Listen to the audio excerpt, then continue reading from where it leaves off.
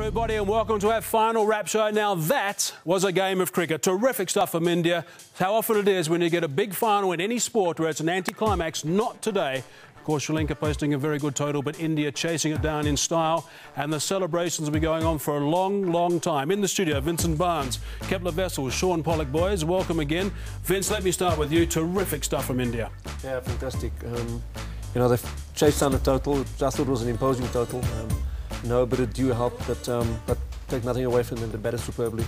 You know, they sort of paced the innings perfectly with Dhoni and Gautam Gambhir up front. But all credit to them. They played superbly today. What do you think, Kepler, at the halfway mark? Did you think that was enough on the board in a big final like this? I thought India could get there because when they're good under their own conditions, they are very good, and they were very good tonight. They were the better side. I didn't think all the way through that Sri Lanka really believed. I thought that they had that slight inferiority complex as far as facing India in India, and that's how it turned out. India quite brilliant today. And Sean, what about losing the two guns very early indeed, inside 7 overs, was it? I mean, a massive turnaround. Yeah, we talked about it. I mean, 274 and losing the big two up front, you know, was a real move in the right direction for Sri Lanka, but they weren't able to follow it through. You know, their spinners didn't really look as effective as they could have been. They probably regret not playing Mendes or even Herath as another option. And it really did look comfortable. You know, Gambhir in particular made it look comfortable when Dhoni got going for the first time in the tournament, which was the best time for him to get his runs. It all looked like plain sailing for India, and there was no real hiccups. And just, Kepler, the perfect chase down from that moment. I'm sure, I mean, we could actually hear some of the Indian commentators who were they biased? Yeah, they were biased. But we could actually hear them go silent at one stage and suddenly Sachin went, but then there was just some sensible batting, and they always kept ahead of the game, which was key. Yeah, and we always talk about it. Your top 6 in these tournaments have to do the batting. 2 of them have to make major contributions, and even after the fall of those 2 wickets, they had 2 excellent partnerships, and they did the job. And if your top 6, if 2 of them bat through, you're going to chase down most totals, or you're going to post a winning total, and that's exactly what they did. But they are, under their own conditions, a very powerful batting unit. And Vincent, you will know that that is going to be so pleasing for them because they did it the hard way. Yeah, look, if you look at the three batters who batted well today, there was nothing frantic about it. They just applied themselves, you know, placed themselves very well and batted normally. You know, sort of here and there, the big shot, but you know, it's like I said, it's tough to chase, especially with that type of pressure. You know, 270. No matter who you're playing against, it's a final, it's a one-off. You know, there's a lot to lose. You know, and for them to win, it was very comfortable in the end. I would imagine that Kepler, Sri Lanka right now, I mean, they'll be trying to put that behind them because they'll be shattered, I'm sure. But they'll be thinking selections. Yeah, they got it wrong on the day, there's no question. You can't make 4 changes in the final and bring guys in who didn't even play, who wasn't even part of the original squad. They had to replace Angelo Matthews because he was injured. But why they didn't play one of the spinners that turned the ball away from the bat, particularly Mendes, he's gone for 3 runs and over the whole tournament. So he's had a brilliant tournament. So I think they got it wrong on the day. They weren't as good as we've seen them in the field. They made a lot of errors and a lot of mistakes there. But I think if you put the 2 teams together, India definitely the better side, and they deserve to win. You know, that's quite interesting what you've just picked up, because the fielding, Sean, we've been talking all along throughout the entire World Cup for the last 6 weeks, how India, one of their real weak points is going to be their fielding. I mean, today they were just terrific and outfielded one of the best fielding units around. Yeah, they did. You know, they definitely pulled together as a unit, and as was mentioned in the aftermatch speeches, that even Tendulkar was throwing himself around and trying to stop the extra run. So a big feather in their cap for producing that at the right time. Sri Lanka, in the last 3 games now, they've had a bit of a blips. They had the one game in Sri Lanka where they dropped about 3 or 4 catches. So the things haven't been going really well for them. But looking back, yeah, as Kepler said, maybe just a straight swap of Pereira in as the replacement.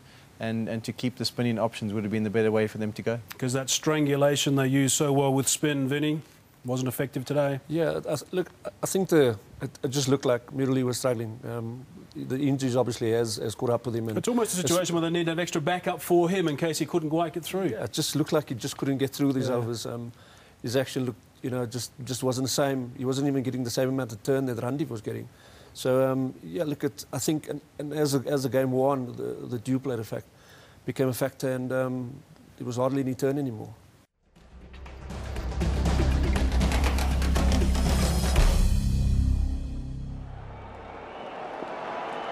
Last ball of the innings. In the slot, whacked away. What a way to end the innings. All the way for 6. Momentum for Sri Lanka. 18 from the last over. They believe Sri Lanka believe. 63 runs in the power play for Sri Lanka. What a way to finish.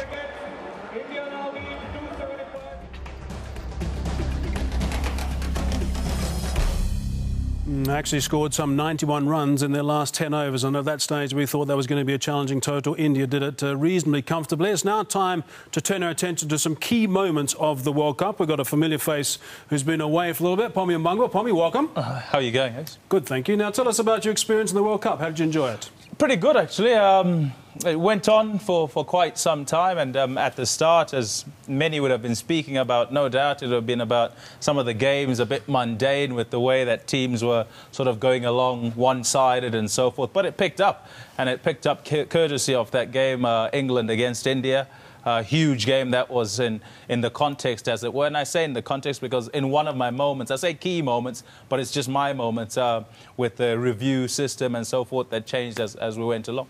It needed that spark then, though, didn't it? I mean, it was, in my view, I mean, we're going to talk about it a little bit later, but I think it was too long. I think there was too many teams, etc., etc., etc., but it needed that spark, and that game provided it. It certainly did. It was a fantastic game, and throughout the World Cup, each time that India played, as you expected, as was the case in Sri Lanka as well. When Sri Lanka played in Sri Lanka, the grounds packed out, the atmosphere was absolutely fantastic. And that's what everybody was looking for. And you sort of go to the subcontinent for a World Cup, for a tournament. You hear it said that India, Sri Lanka, Pakistan, Bangladesh as well, you know, they live for cricket and so forth. I think they live to watch their own teams. That's just the cold fact of the matter. And that was it. And that's what happened. And that game did spark things off. And India went on and so forth. And it's history now. Surprised you or not?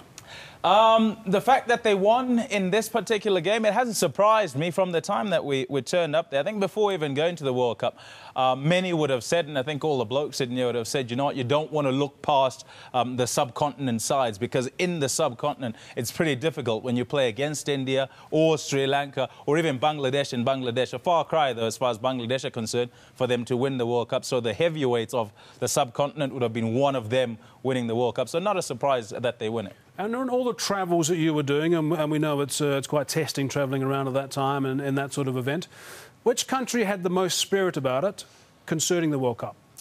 Comfortably. Not now, but... Yeah, I think tonight it's going to be totally different. But without a doubt in my mind, Bangladesh made the hugest effort ever in accepting sort of the right to host the whole tournament. When you turn up at Dhaka Airport and you drive out in the night, it's lit up everywhere, and all the decorations are of sort of figurines, sort of playing cricket shots, bowlers, just colours everywhere. And outside the stadium, each time that Bangladesh played, if they did half decently, there'd be people lining the streets as the buses went off back to the hotel and so forth. So, yeah, they made a huge effort. But I think, as far as India are concerned, they were pretty nervous, because from right at the start, anyone you spoke to would be asking, do you think we can win it?